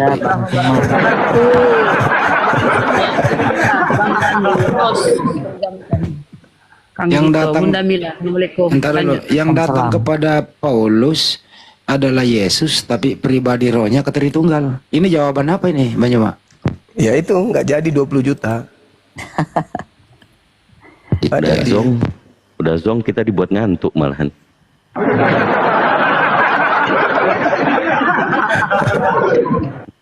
Lari yang ke Tritunggal. Padahal jelas-jelas loh teman-teman. Adalah lebih baik jika benar jikalau aku pergi. Sebab kalau aku tidak pergi, maka seorang penolong lain itu tidak akan datang. Berarti aku harus pergi supaya penolong, yaitu seorang penolong. Seorang loh. Seorang berarti manusia. Nah berarti menurut Yesus yang datang setelahnya itu adalah roh kebenaran. Bukan Yesus. Tapi yang datang kepada Paulus justru Yesus, tapi tidak diiringi oleh tanda-tanda. Artinya yang datang kepada Paulus ya diduga adalah penyesat. Itu yang ada di dalam Bible. Jadi 20 juta masih aman di kantong.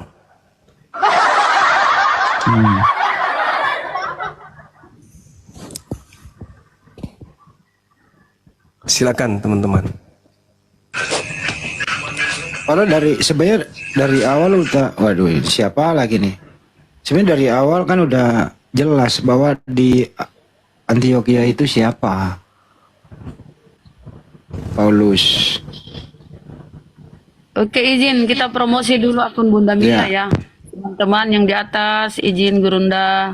Thank you, Tolong Saudara Andri. di-follow akun Bunda Mila, akun saudara-saudara yang di atas, supaya akun kita makin kuat ya, teman-teman. Tolong di-follow akun Bunda Mila. Termasuk Bunda. YouTube-nya Bun. YouTube YouTube kita. Bunda Mila ya, Bunda Mila Amrik. Iya. YouTube Terima kasih yang Bang sudah Umar, follow ya, Zulkifli teman-teman. Abbas, Nah, YouTube Gurunda. Pan Tolong TV, di-follow ya. Lensa News Muslim, itu di follow teman-teman, ditonton ya. Benar, Masya Allah. Makasih Gurunda promosinya ya. Aku Iya. pun punya YouTube ya teman-teman, tapi aku belum live TikTok. Nantilah. Nanti ya. YouTube. Iya, Apologet Islam channel ya bahasa Inggrisnya. Oke, teman-temanku, saudaraku, tolong di-follow yang di atas, akunnya Akang ini juga, Gurunda, YouTube-nya Gurunda, dan semua ya yang berafiliasi dengan API, tolong di-follow saudaraku. Lanjut. Dikit bun. Nanti malam. Lanjut. Sekarang jam berapa di sana? Masih pagi ya? Malam. Hampir jam 1 di tempatku Bun. Kalau di Jakarta kan ya jam 12. Yang follow saya nanti malam di Ustadz Wafi itu bagi hadiah 50.000 satu orang buat Masya 20 orang 3 hari ya sampai sebelum Lebaran insya Allah. Masih. Kalau di sini kenapa nggak di sini? Nggak bagi-bagi? Boleh di sini, juga, Akang? boleh malam besok. Tapi semalam udah janji sama Ustadz Wafi nanti malam gitu loh. Oh, siap. Nggak enak. 20 orang ya Bun? 20 orang. Jadi berapa? 1 juta ya? 20 orang 1 juta. Something like that. Insya Allah ya. Masya Allah. Masya Allah. Alhamdulillah. Teman-teman. Ya, silakan di-follow saudara-saudara yang di atas ya, netizen baik hati. Oke, sambil di-follow ya teman-teman yang di atas ini, saudara. Kita sapa Liayu. Ya, malam Kristen. Bunda Rahma. Ya, Muslim Bang. Muslim, tapi mau sedikit cerita Bunda. Apa ceritanya? Cerita Bang? apa ini Bang? Ini bulan puasa, jangan cerita porno ya. Enggak lah Bang. Oh iya. Satu Boleh, kota silakan. kita Bang, Sulawesi. Oh iya. Iya. Bukan di cerita pada Ale. Enggak ji Bang. Oh ya, lanjut Maki Pai. Bang, bagaimana kalau sejarah Kristennya orang Toraja itu Bang? Wah, itu bukan bercerita, itu bertanya. Oh, iya Bang. Dosa kah itu bang kalau saya apa? Ikut jadi Kristen, ya berdosa lah. Iyalah bang. Pacaran sama dia bang. Wah pacaran itu nggak boleh. Tadi kularang bicara porno, masih usai. Pacaran nggak boleh di Islam itu nggak boleh pacaran. Di Islam itu cuman boleh ta'aruf saja. Oh iya kalau taarufan bang sama dia. Ya ta'arufan boleh. Apa saling kenal. Tapi kalau sudah beda agama nggak boleh lah. Mana ceritanya? Kecuali dianya mau ikut sama kita. Kita nggak boleh ikut sama dia. Kalau dia mau ikut ke kita itu boleh. Nah mengenai agama Kristen yang masuk di Toraja itu melalui perdagangan kopi waktu itu. Gitu ya, bang. Iya, bukan melalui penjajahan tapi perdagangan kopi. Karena Toraja waktu itu sebagai wilayah penghasil kopi yang sangat luar biasa. Makanya dikenal kopi Toraja. Di Toraja sebelum Kristen masuk, itu wilayah yang sangat kuat memegang keyakinan animismenya. Oh iya bang. Iya. Agama Islam pun tidak bisa masuk ke sana karena mereka sangat kuat memegang kemudian keyakinan nenek moyang. Tapi setelah masuk pebisnis Belanda, bisnis di sana, bisnis kopi, barulah mereka ikut sedikit-sedikit mengikuti agama mitra bisnisnya gitu bang. Oh ya bang, terima kasih bang. Tapi tradisinya nggak dibuang bang, Gurunda ya. Tradisi nenek moyangnya masih jalan. Kristen, Tapi kasihan sih bang kalau masalah mayatnya, kalau mau dilihat. Ya itu tradisi yang dijunjung tinggi oleh saudara-saudara kita. Kita harus menghargai itu. Iya bang, siap bang. Terima kasih bang. Iya. Terima kasih. Yang penting jangan mayat ya kasih jalan ke kuburan. Jangki ya bang. Masih mau hidup. Terima kasih. Saya mau hidup. Dikubur dalam tanah bang. Makanya. Peti bang. Jangan mau kalau dia tidak Islam, harus Islamkan dulu. Siap bang semua. Ya, gitu dong. Ya, assalamualaikum. Waalaikumsalam. Waalaikumsalam warahmatullahi wabarakatuh. Kita sapa Ning. Ting. Ya, assalamualaikum bun. Waalaikumsalam. Suaranya Ning, suaranya Tong. Akun bini saya ini bun. Oh akunnya, apa yang disampaikan bang? 1 menit. Aku ingin sampaikan masalah puasa ini bun. Keluargamu? Enggak, masalah puasa. Oh puasa ya. Kalau seumpama. Oh iya bang, kalau siang hari itu kita cuci muka pakai air soto Betawi, itu puasa makruh. Jangan cuci muka pakai air soto. Kumur-kumur cendol nggak boleh juga ya Guru. Kumur cendol. Kuah kola tidak apa-apa. Yang penting Anda lagi haid, tidak masalah. Dan saya mau tanyakan Bang Suma, kalau seumpama habis berhubungan. Loh yang tadi bukannya udah bertanya? Belum. Oh belum. Habis berhubungan intim sama istri, lantas ketiduran, nggak sahur, nggak mandi junub, gimana puasanya besoknya tuh Bang Suma? Boleh lanjut, yang penting sudah niat sebulan. Boleh. Bangun-bangun langsung sholat. Bangun-bangun langsung. Enggak, maksud saya habis berhubungan intim nih harus mandi junub dulu kan, tapi kan ketiduran Bang Suma. Ya yang penting dari sengaja. Ya nggak apa-apa, yang penting nggak sengaja, langsung aja mandi. Oh gitu ya. Yang penting jangan mandi habis itu tancap gas lagi. Rusak itu. Yang penting jangan sengaja ya. Biasa tonji saya begitu. Kalau misalnya lagi pit sampai 5 ronde ya biasanya begitu, ketiduran sampai pagi. Saat subuh gitu. Astagfirullahaladzim. Oke Bang Suma, makasih banyak. Aku nggak boleh dengar di sini siang soalnya. Ya maksudnya orang lagi menggaple, benar-benar menggaple. Kan dilarang porno bulan puasa. Bilang gaple, kukira apa deh? Iya masalahnya nanti Pak Bom cemburu karena baru buka celana istrinya dia sudah tercirit nih.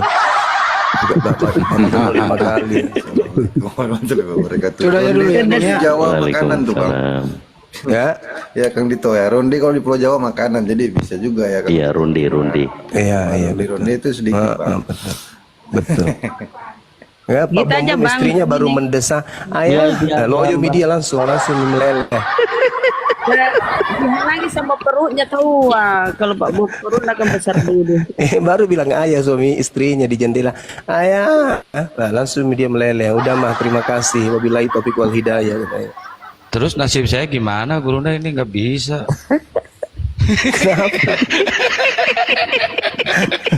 Ya, curhat ya, Terus, curhat ya. Banyakin olahraga, Kang. Tuh solusinya. Ya cuma duduk-duduk. Silakan Ding, udah ya. Iya Bun, Bang makasih ya. Bun, makasih. Assalamualaikum. Jadi Jangan cepat dipasang mandi. fotonya istri tak bela. Dede. Aku Banyak istri orang- saya ini Bang Suma. Cocok mi bosku. Tapi banyak orang nanti makruh puasanya nak bikin. Astagfirullah. Masa lihat je foto orang makruh. Astagfirullah. Ya. Makasih ya, Bang ya. Belum tahu dia bunda. Kalau orang puasa itu orang yang tinggi nafsunya, lihat kambing juga itu nafsu. Astagfirullahaladzim. Nengak ki konro, coto kambing sama konro kambing maksudku bunda. Dede bunda kan negatif terus ki bela balas ya otak. Iya, tahu Oke, Bun. Jantung kita lihat kambing nafsu. foto istri jangan dipamer-pamer ya Gurunda ya. Ya itu maksudku. Apalagi kalau cantik kan gitu. Tutupin tuh, tutupin. Tuh kayak Bunda Mila tuh, masya Allah. Ya, tutup aja deh. Saya nggak mau buka-buka. Heru Cakra, selamat Bukan malam. dihapus. Heru. Profilnya bukannya dihapus, langsung dihilangkan semuanya. Memang moderator. Waalaikumsalam Mbak, dari mana? Waalaikumsalam. Ya, ini dari Sukoharjo Solo. Soekarno dulu. Sukoharjo Solo, Surakarta. Di Solo, Surakarta. Ya, gimana Bang? Alhamdulillah. Masih hujan Kalimantan sekarang ini masih. Ya kok Kalimantan? Kalau Kalimantan saya nggak tahu. Oh. Iya. Kalau di Solo hujan, Bang. Oh, Solo. Ya. Oh, udah. Sulawesi. Pasar Klewer masih ada Solo ya? Siap, Pasar Klewer, siap Bun. Nah, apa keluhanmu Bang? Apa keluhanmu cepet Bang? Siap, menambah referensi buat Bang Zuma dan teman-teman saja, kalau boleh. Masya Allah. Iya lanjut Bang, lanjut. Tapi pelan-pelan ngomongnya biar saya bisa catat. Alhamdulillah, ya Allah. Keren, orang pintar. Bang, nanti kalau selalu menghadapi para penghujat tentang Quran, nanti bisa ditambahkan Al-Baqarah 23 sampai 24. Ya. Masya Allah. Hud 13 sampai 14. Kalau dia bertanya tentang sunat, nyambung nggak dengan surah itu Bang? Itu tentang penghujatan terhadap Al-Quran, Bang. Ya, terhadap Al-Quran yang tidak percaya tentang Al-Quran, Allah membuat 3 tantangan itu. Oh iya. Siapapun yang murtad, siapapun yang tidak percaya Al-Quran, yang diturunkan ke Rasulullah, maka buatlah surat-surat yang ditantang oleh Allah itu. Oh siap.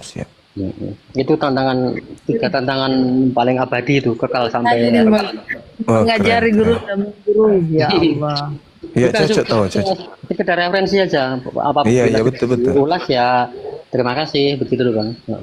Iya sangat bermanfaat Bang. Masya Allah luar biasa ini. Subhanallah. Tapi abang nggak pegal, kepalanya nggak pegal gitu, sandar terus kayak gitu, nggak. Saya aja yang lihatnya pegal Bang. Paling fotonya miring. Ya maaf. Tapi saya selalu mengikuti Bang Zuma dan teman-teman. Insya Allah saya sudah mukalaf 25 tahun lalu. Allahu Akbar, Masya Allah. Keren. Inilah indahnya Islam. Anak-anak sudah di pondok pesantren semua. Di sekitar Sukoharjo Solo juga. Insya Allah didoakan biar hafid Quran ya. Amin ya rabbal alamin. Dulu ini ibu masih Katolik juga, tapi saya belum dimualafkan, sangat sulit. Oh, orang tua ya? Bapak ibu dulu Katolik, bapak udah meninggal, tapi saya yang paling pertama mualaf 25 tahun yang lalu Bang. Adek yang ikut, saudara yang lain? Ada yang nomor 2 masih Katolik juga, tapi yang nomor 3 sudah mualaf. Alhamdulillah. Nah, ketemu sama cowoknya yang Muslim, terus dia ngikut sama cowoknya. Alhamdulillah, masya Allah. Ya, syukurlah bang. Dilanjut lagi, saya mendengarkan di bawah ya. Ya, makasih ya bang ya. Semangat buat Bang Yuma, sehat-sehat selalu semuanya. Iya. Baik. Sangka di Pak Endi Celebes. Iya bang, iya bang. Langsung turun ya Om. Iya, silakan bang, silakan. Nah, assalamualaikum warahmatullahi. Waalaikumsalam warahmatullahi wabarakatuh. Ini seperti yang di Medan kemarin itu Bang Jumah yang baru disadatin itu keluarganya ternyata banyak Muslim itu kemarin yang disadatin di Ustadz Arif. Oh, masya Allah. Kemarin udah ketemu dengan keluarganya di rumahnya. Dia tidak ada masalah dengan keluarganya. Keluarganya itu udah terbiasa dengan lingkungan Islam, walaupun hidupnya itu masih dominan Kristen mereka sebenarnya. Iya. Karena memang mungkin ya, karena lingkungan di Sumatera Utara ini memang bercampur gitu ya, dan ada kebiasaan umat Islam itu terlihat yang baik, terutama yang mungkin dia tertarik saat di TikTok karena melihat di media sosial ini penjabarannya itu. Yang uniknya itu yang nyarankan bersahadat kan abangnya tuh masih Kristen tuh. Oh iya, yang kemarin itu ya. Anehnya abangnya itu udah bersunat Bang Jumah, tapi adiknya itu belum. Jadi iya. Saya udah ajukan ke pembina mualaf kemarin untuk dibantu di sunatnya, teman katanya sertifikatnya karena dari API kan diminta untuk cepat disegerakan dulu supaya bisa dibantu untuk sunat. Mungkin itu dari nanti. Saya udah info ke Ustadz Arif tadi lewat di Silitonga juga, mantan noten. Itu mungkin informasi dari yang mualaf baru kita kemarin itu. Tanggung jawab API besar juga ya, buat sertifikat gitu Bang Zuma ya. Yang berat pembinaannya Bunda Mila. Pembinaannya itu yang iya. Cuma maksudnya sertifikat tuh kan kalau tahu-tahu dia meninggal sertifikat belum keluar gimana? Ya itu makanya kan? Kita upayakan sesegera mungkin kan. Maka kita coba tanyakan untuk segera disunatkan apa. Saya udah kesana, ternyata dia sudah belajar mengaji ya, sudah tahu bersuci juga, sudah biasa dia dengan, udah bisa baca tulisan Arab malah, Iqra udah tahu dia. Ternyata itu, padahal keluarganya Kristen loh. Berarti serius belajarnya. Insya Allah kita dukung, kita hanya mendukung supaya dapat bimbingan pembinaan itu yang agak susah memang. Yang sulit di Sumatera Utara itu untuk wanita, Bang Jumah, untuk cowok banyak. Laki-laki banyak. Pembinaan untuk yang wanita yang kurang, kita masih cari-cari lagi nih. Mana tahu ada yang di Medan yang punya, yang di bawah ya, netizen mana tahu ada yang dari Sumatera Utara tahu di mana untuk mualaf yang wanita bisa kita ajarkan ya, tidak Islam. Oke, yang di bawah yang masih fresh mendengarkan tadi diskusi, yang mau berikrar, mau syahadat, silakan request, jangan malu-malu. Ya. Bang Zuma. Iya Bunda. Siap. Itu hari ini pausnya itu pada tidur semua. Kita jalan-jalan naik kereta aja gimana? Boleh Bun. Ya, jalan-jalan naik kereta aja kita. Siap, masya Allah, syukran. Ajak aku Bun ya, Bun ajak. Bunda Rahma ikut ya? Ya boleh, benar. Iya Bun, ajak. Kalau saya juga sedang menunggu ini teman-teman ya, netizen ini, kalau ada yang mau bagi THR, betul-betul saya ikhlas ya, saya ridha dan saya tidak akan marah kalau saya dikasih. Serius. Serius. Tidak akan marah saya. Jangan Anda takut, wah ini jangan sampai kalau Bang Suma dikasih THR ini Bang Suma marah. Ikhlas, gak akan marah saya. Percayalah. Ya udah kalau gitu nanti saya kirim nomor rekening saya ke Bunda ya. Boleh. Cuma itu namanya modus Kang. Kalau gitu komodus. Assalamualaikum warahmatullahi wabarakatuh. Waalaikumsalam warahmatullahi wabarakatuh. Ini Oh, izin dulu. Akang kan mau ngelamar nih. Jadi nanti cincinnya biar dari saya ya. Wes mantap. Siapa yang mau melamar Bunda? Iya. Ini mah rohani, lamaran rohani Gurunda. Masya Allah, syukran Bunda Mila. Harusnya jangan dia tolak itu. Enggak, pasti dikasih lah berlian begitu, perempuan mau lah. Ayo lanjut, Kang Kaisar. Sekalian iklan ya. Iklannya bagus tuh. Cincinnya mau Bunda Mila, akangnya nggak mau nanti kakak itu. Oh gitu ya. Iya. Tinggal berapa hari puasa ya? Tinggal 3 hari. Ya Allah ya Rabbi. Bulan Ramadan akan pergi meninggalkan kita ya.